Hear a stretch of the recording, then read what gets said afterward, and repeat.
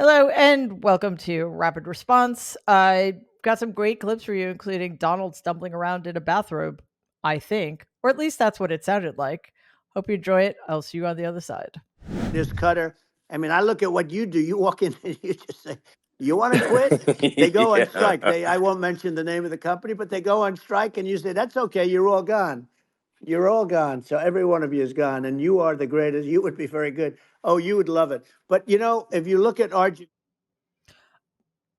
Was everybody wearing bathrobes while this was happening? What is happening? What is going on?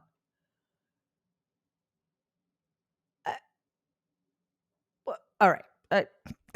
Sorry, let me gather my thoughts. Although how anybody could have thoughts about that is beyond me, because honestly, that's what happens. That's what happens. Donald gets on some, sycophants or opportunist show and says whatever the hell it is that he just said, and everybody tries to translate it into English. So let's just focus on the thing that matters. Well, actually, one thing that matters is what the hell?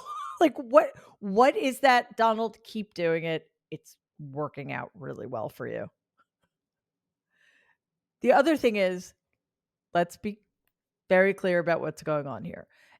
An oligarch from South Africa who, because our system is geared towards people like him, is worth more money than any human being should ever have, bought a social media platform and destroyed it so that for the rest of us so it could be used in service to fascists like Donald. He had him on for an interview, and which, by the way, I mean, I guess he was just like, following the lead of corporate media and giving Donald an in-kind campaign contribution, which backfired. But that's what's going on. They're trying to buy this election because that's the only way they know they can, quote unquote, win. I Other than that, I'm not entirely sure what to say about that incomprehensible mess. But I can't wait for them to do it again. The United Auto Workers Union has filed federal labor charges against both Trump and Musk after the X interview last night. The UAW claims that Trump and Musk threatened and intimidated workers who engaged in protected activities like strikes. I mean, I look at what you do. You walk in and you just say, "You want to quit?" They go on strike. I won't mention the name of the company, but they go on strike, and you say, "That's okay. You're all gone. You're all gone." So every one of you is gone. Oh boy. Well, I'm glad you're being sued, Donald, because that's called union busting, and that's illegal, and you should not be allowed to intimidate workers like that. And the fact that you praise a man who treats workers like dirt, well, I mean, that's par for the course, because look at how you've treated people who work for you and people who are contractors for your businesses. You either pay them poorly or you don't pay them at all.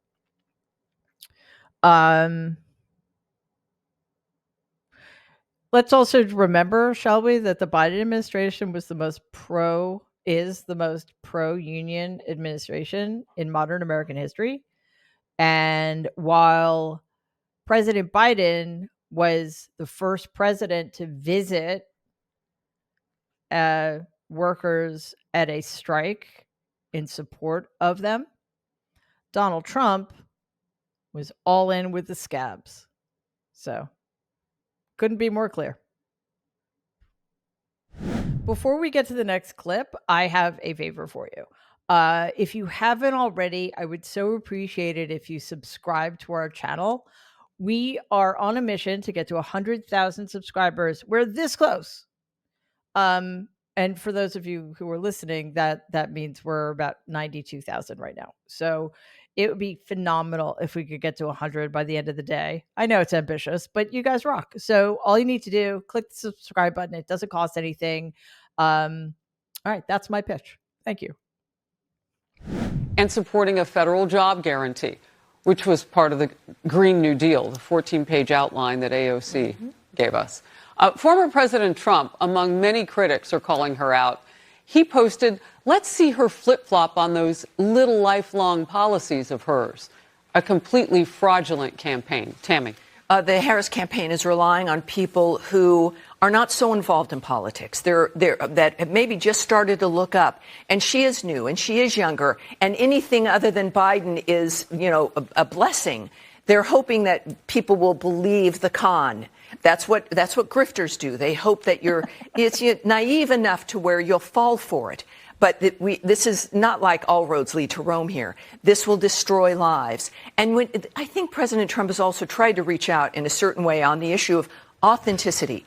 Are these people who they say they are? And if they're not telling you the truth about who they are personally or on their issues, then why are they lying to you? Why can't she defend her policies if she really felt that they were the best ones? You know what? That makes me understand better why Trump wants to debate her so much. And the authenticity is not something you ever say about Donald Trump. Love him, hate him, like him a little, like him a lot, don't like him at all, whatever the situation is, you know who he is. You know what you've got. And that interview or I should say conversation with Elon Musk, 2 hours of a conversation, is the man that he's always been. You know what he says, what he believes in, you know he's delivered, and that's, I think, a pretty clear choice in November. Tammy Bruce, thank you for being in focus, My getting pleasure. us started. The days ladies and gentlemen, your state-run media.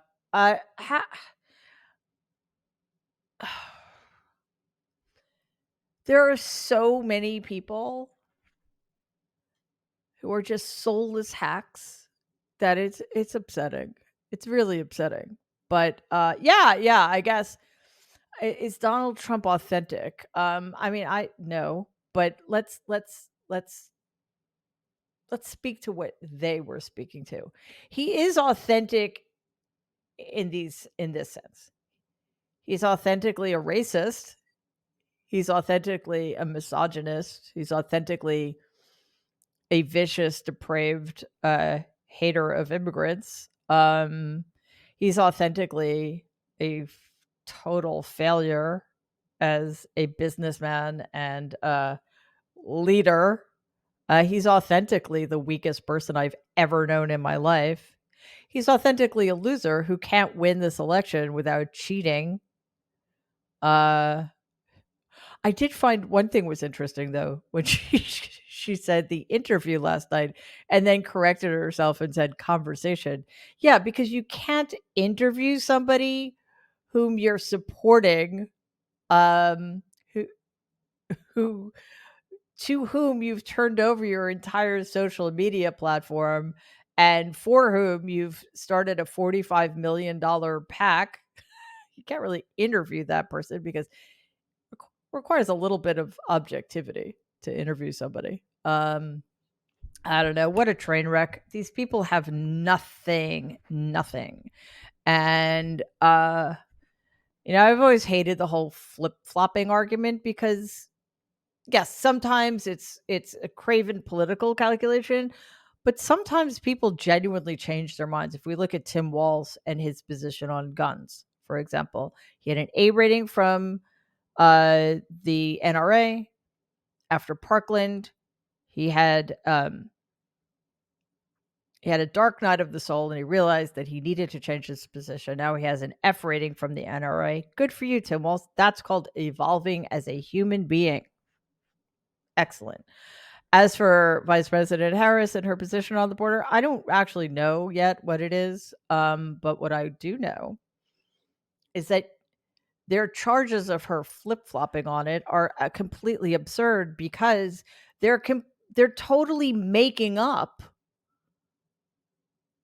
what they're claiming was her original position. She was never a border czar. There's no such thing.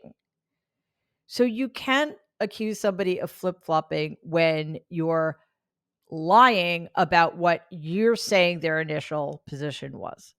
So you think by now that those guys would be better at lying, but yeah, they just suck. 2019, GM was on strike for 40 days. Donald Trump was nowhere to be found. Didn't say nothing, do nothing. Now let's look at Kamala Harris. 2019, you want to know where she was when GM was on strike for 40 days? She was on the picket line, standing there with them. She stood with workers on strike. You look at 2023 in our sit-down strike last year, our stand-up strike, and you look at what was going on with Lordstown workers under Trump got left behind. Their plant got closed in Ohio. Workers were scattered all over the country to GM plants. Under Biden and Harris and their administration, they went to work with us in bargaining to save a community in Belvidere, Illinois. Contrary to what Trump says, through the IRA, the Biden-Harris administration created billions of dollars to encourage companies to locate battery work in the USA and to partner with unions in doing that. So they would be good paying jobs, standard setting jobs. You go back now in Lordstown, Ohio, where Trump left people behind and they were dispersed all over the country. Under Kamala Harris and Joe Biden, workers are now transferring back to Lordstown because they can get a job at the Altium battery plant there. They're bringing people home that Trump left behind. And on top of that, like I said, Belvidere, Illinois, same story. That plant was left for dead. The Biden administration, Kamala Harris went to work with us to find out what they could do. They got billions of dollars put in play to help save that community. There's product going there. There's a battery plant going there. And so it's a tale of two stories here. Donald Trump represents the billionaire class and the corporate class. And Kamala Harris has a history and a track record of standing up with working class people. So makes a decision. I have never, ever understood this whole Donald Trump is the champion of white working class people. Obviously, he doesn't care about black people of any kind, let alone working class black people. But what has he done for white working class people? I don't know. I mean, just like any other white person who is racist, he's made them feel good about their racism. Hooray. But what does that have to do with their economic stability, their job stability, their ability to have health insurance or paid leave? Nothing. He's done nothing for working people. He doesn't know what work is. He's never done any real work a day in his life. I know this. So the other thing I've never understood is the hatred of unions. If you like a 40-hour work week, if you like your weekend, if you like paid leave, then thank you, union. Unions make life better for working people. And if they got the support they deserved, they could do more. Better healthcare, childcare, more vacation time, right? So the Biden-Harris administration was the most pro-worker, pro-union administration. I keep saying is. Joe Biden is still kicking ass, by the way. The most pro-worker, pro-union administration in modern American history. There's literally no reason to think Vice President Harris, when she's president, won't build on that and do more.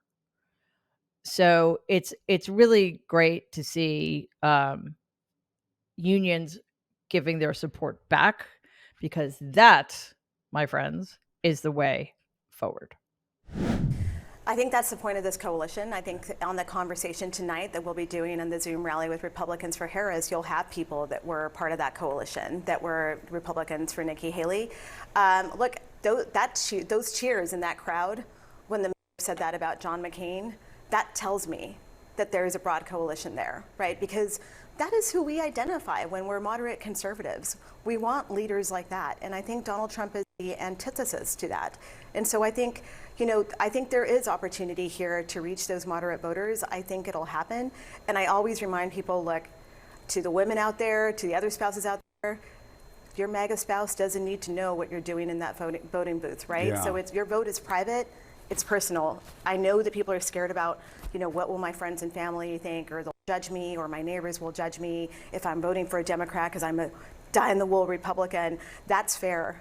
But at the end of the day, vote your conscience, your integrity, and vote for a better future for the Republican Party. And what Olivia Troy is doing there, and what a lot of women who, well, I don't know if she still identifies her. I guess she does still identify as a Republican, but a lot of people who used to, like our friend and fellow nerd avenger Tara Setmeyer, who used to identify as Republican, what they're doing with the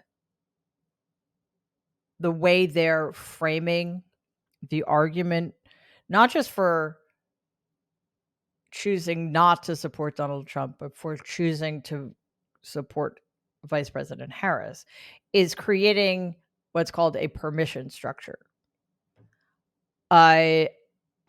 This is kind of a shocking statistic, but you're more likely to get divorced than you are to change political affiliation. Not you, but people in general are more likely to get divorced than they are to change political affiliation. It's so deeply in our, how we're raised, and it's similar to religion in that way. So it's a difficult shift, especially for people who are in relationships with somebody who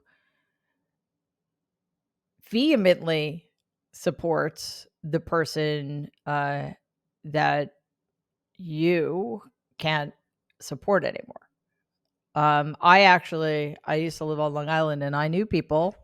I didn't know this was a thing, honestly. I knew women who voted the way their husbands voted because they just were afraid their husbands would find out that they were voting differently. And 100% of the time, it was their husbands voted Republican, and the women didn't want to, but they did it anyway because they were so afraid that their husbands would somehow find out that they hadn't voted for Republicans. That's a thing. And I think it's really important that people like Olivia Troy are getting the word out and creating that permission structure, because a lot of people are afraid, which is a terrible, terrible state to be in, about something that, has could have a potentially large impact on your future. So, I hope they keep hammering out that message. One, nobody ever needs to know how you vote. And two, sometimes things transcend policies. Vote for basic human decency. How about that? Thank you for joining me one more time. It would be amazing if you haven't already, if you could click subscribe. Again, it doesn't cost anything. All it does is make sure that you're alerted anytime new videos drop, which is basically every single day. So thank you for that. And if you could like the episode and share it, even better. So appreciate all of you. I will see you soon.